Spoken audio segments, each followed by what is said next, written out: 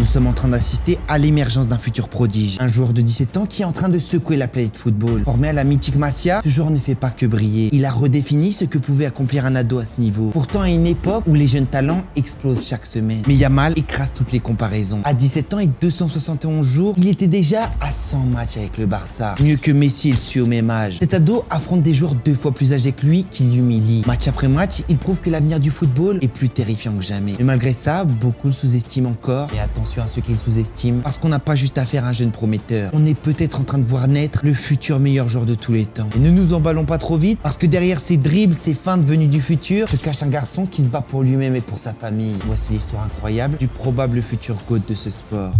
Avant la gloire, la célébrité, il y avait une femme d'une quarantaine d'années qui a quitté le Maroc avec presque rien. Cette femme, c'est Fatima Nasraoui, la grand-mère de Lamine Yamal. Elle arrivait en Catalogne avec juste assez d'argent pour se payer un billet de bus. En arrivant en Espagne, son objectif, il était clair. Offrir un avenir meilleur à sa famille. Mais avant ça, elle devait rapidement trouver un emploi pour subvenir à ses besoins. Du coup, elle trouva un petit travail dans un camping où elle était femme de ménage, puis elle est partie dans une maison de retraite. Une fois qu'elle a subvenu à ses besoins, elle a pu commencer son prochain objectif qui était d'offrir un avenir meilleur à sa famille.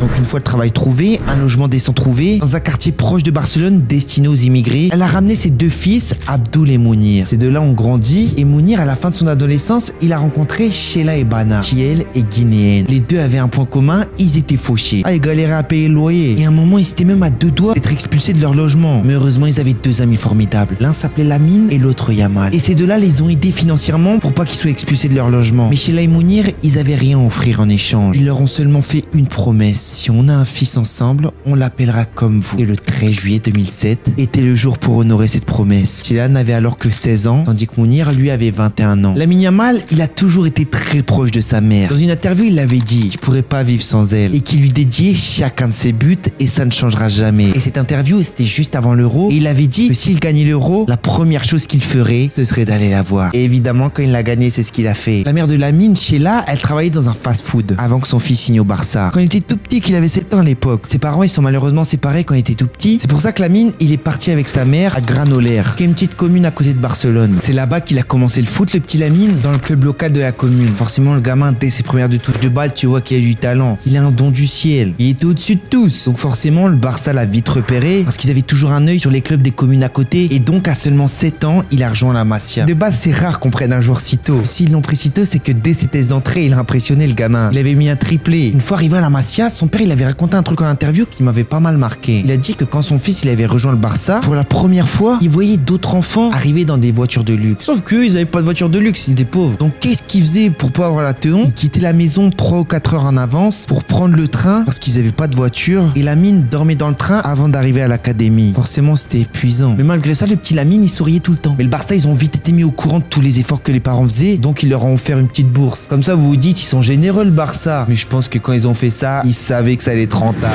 Of money. Money, money, money, money. Sauf que le problème dans tout ça, c'est que ça crée des tensions entre la mère et le père. Alors le club, il en a dit, c'est bon, vous nous saoulez les 2 parents là. Le gamin, on le prend en charge à nos frais, comme ça il vous coûte rien. On va le chouchouter et vous le voyez le week-end. Et son entraîneur de l'époque, Jordi Roux, avait dit en interview, le petit Lamine, fallait le protéger. On devait le surveiller pour qu'il fasse ses études, qu'il fasse attention à son alimentation et à son sommeil et surtout qu'il ait de bonnes fréquentations. Parce qu'on sait combien de carrières ça a brisé tout ça. Mais ce qu'ils ont fait surtout, qui est pour moi le plus important sur le fait qu'il en soit déjà là, le petit Lamine, c'est qu'ils ont limité son exposition médiatique très jeune. Et c'est pour ça qu'on a commencé à le découvrir quand il arrivait en équipe pro. Mais le Barça, il savait que ça allait déjà être un crack. Et ça aurait pu le détruire si déjà tout le monde savait que c'était un crack à ses 13-14 ans. Le monde aurait des attentes énormes sur lui alors que c'est un gamin. Tu peux pas gérer ça. Au moins là, personne n'attendait. Et comme ça, il aurait la dalle de montrer de quoi il était capable. Malgré la séparation, son père Mounir, il est resté très impliqué dans sa carrière. Il voulait qu'il réussisse coûte que coûte. C'est un point commun qu'il a avec Mbappé, c'est l'entourage positif qu'il avait. Mais sa vraie source de motivation, c'était sa grand-mère selon Marca. Parce que Fatima, elle a joué un rôle central dans son éducation. C'est elle qui l'accompagnait dans les moments importants de sa vie, qui le conseillait. Elle a même quitté le Maroc pour vivre en Catalogne près de lui. Parce qu'elle était repartie au Maroc une fois que ses fils étaient stables. Lors du renouvellement du contrat Yamal avec le Barça, elle était présente à ses côtés. Et elle était très émue, logique. Petite anecdote, seulement 6 mois après la naissance du petit Lamine, le FC Barcelone organise une tombola pour un shooting photo caritatif. Et pour ce shooting, il y avait besoin d'un baby. Donc la mère de Lamine, Sheila, elle voit l'annonce. Elle se dit, faut pas tenter sa chance. Forcément, il y en aura plein des mères qui vont s'inscrire. J'ai une chance sur 1 million. On tente le coup quand même. Donc Sheila participe et là, bingo. À votre avis, c'est qui est tiré au sort? Lamine Yamal. Quand elle apprend ça chez là, elle est toute contente. Elle se dit, dis-moi pas que c'est pas vrai. Et à votre avis, c'est qui le joueur du Barça qui est apparu sur cette photo? Le petit Léo Messi qui avait que 20 ans à cette époque et qui avait toujours pas gagné de ballon d'or. Et là, quand t'apprends ça, t'as deux réactions. Ceux qui sont croyants, et là forcément tu te demandes, est-ce que c'est le destin ou le hasard? Pour ceux qui sont croyants, la réponse est toute faite. C'est le destin. Mais même pour ceux qui sont athées, tu comprends que c'est le destin. C'était pour l'UNICEF. Sur ce photo, on voit Messi donner un petit bain au petit Lamine, comme s'il lui transmettait un peu de son don. L'UNICEF Espagne avait expliqué que durant cette scène, il y avait d'autres joueurs présents, comme Xavi, Puyol, Iniesta, Ronaldinho, qui étaient bien plus famous que Messi à cette époque. Mais le destin a voulu que pour cette scène, ce soit Messi. Ça aurait bien plus vendu. Et Lamine, il l'avait dit en interview, mon père avait gardé cette photo en privé. Et vous allez demander pourquoi il l'a gardée en privé. C'est quand même stylé d'avoir son fils avec le GOAT. Il a dit, c'est parce qu'il avait peur que les gens fassent des comparaisons avec Messi. Mais finalement, plus tard, quand Yamal était en place, il l'a posté sur Insta avec une description, un rêve devenu réalité. Le petit Yamal grandit, apprend, progresse et surtout illumine. Donc forcément, à ses 15 ans, Lamine Yamal fait sa première apparition avec l'équipe première du FC Barcelone en avril 2023. Il devient le plus jeune joueur à porter le maillot du Barça. Ses débuts sont incroyables, donc très peu de temps après, il est appelé en sélection espagnole. Il marque son tout premier but avec l'Espagne à seulement 16 ans. Et là, on comprend que Lamine Yamal, c'est l'avenir du football espagnol. Ce football espagnol qu'a tant souffert depuis 2012. Et évidemment, avant de choisir la sélection espagnole, il avait plusieurs choix. Vu que sa mère est guinéenne, vu que son père est marocain, il aurait pu choisir les deux autres sélections. Mais forcément, l'Espagne avait plus d'armes pour gagner des titres majeurs. Donc c'est pour ça que son choix a naturellement été porté par l'Espagne. Mais comme il le dit, il reste malgré tout très fier de ses racines. Et il oublie pas d'où il vient. C'est pour ça que parfois, quand il célèbre ses buts, il dessine souvent les 3 derniers chiffres de son code postal. 304. En référence au quartier où vivait la Rocafonda, une banlieue un peu défavorisée. Et aussi un truc qui est impressionnant chez lui, c'est que depuis tout petit, toutes les décisions importantes qu'il doit prendre, il les prend lui-même. Même s'il écoute les conseils de son entourage, c'est lui qui prend la décision finale. Depuis ses 13 ans, il gère ses affaires financières et marketing tout seul. Évidemment, toujours en concertation avec son agent, George Mendes.